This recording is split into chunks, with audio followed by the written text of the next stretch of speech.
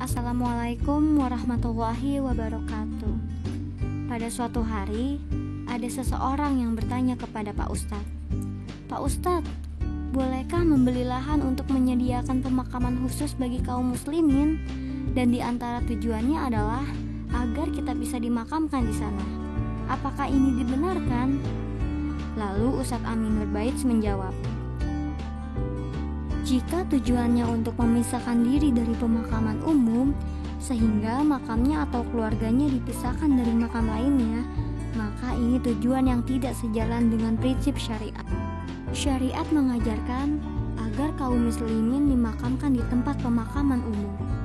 Di antara manfaatnya adalah agar jenazah mendapatkan doa semua kaum muslimin yang berkunjung ke pemakamannya. Di samping hal ini juga yang sesuai dengan sunnah Nabi Muhammad SAW, di mana beliau memakamkan jenazah para sahabatnya di pemakaman umum milik kaum muslimin. Pemakaman umum adalah tempat terbaik untuk kuburan mayit, karena dalam rangka mengikuti sunnah Nabi Muhammad dan mendapatkan doa setiap orang yang melewatinya, dan disarankan dimakamkan di pemakaman terbaik di daerahnya. Dan makruh memakamkan mayit di rumah, meskipun mayit tersebut masih anak-anak. Namun, jika tujuannya untuk menyiapkan pemakaman yang baik, mengingat kuburan di daerahnya tidak dijaga dengan baik, atau karena ingin mewakafkan tanah untuk kuburan bagi dirinya maupun muslimin yang lain, maka membeli lahan dengan tujuan ini diperbolehkan. Ada 3 orang yang melakukan di zaman Nabi, yaitu Utsman bin Affan, Aisyah, dan Umar bin Abdul Aziz. Bahkan ulama Malikiyah mengisyaratkan boleh menggali kuburan jika lahan kuburan itu sudah menjadi miliknya. Sehingga jika menggali saja dibolehkan, apalagi sebatas membelinya.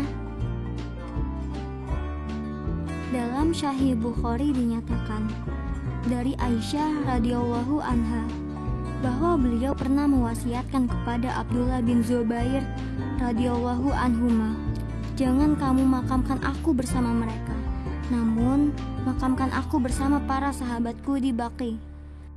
Aku tidak layak mendapatkan kehormatan itu." Yang dimaksud mereka dalam pernyataan Aisyah adalah makam Nabi Muhammad SAW, Abu Bakar, dan Umar.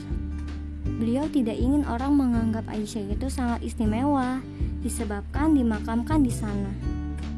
Sementara yang beliau maksud dengan para sahabatku adalah ummahatul mukminin atau para istri Rasulullah SAW.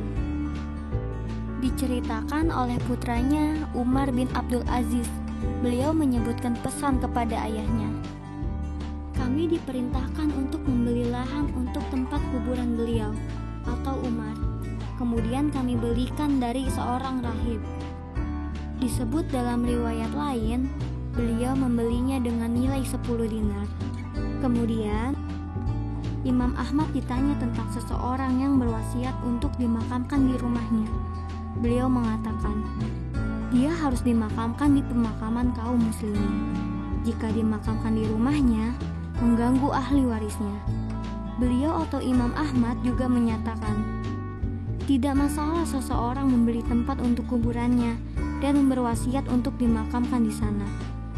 Dan ini pernah dilakukan oleh Utsman bin Affan, Aisyah, dan Umar bin Abdul Aziz.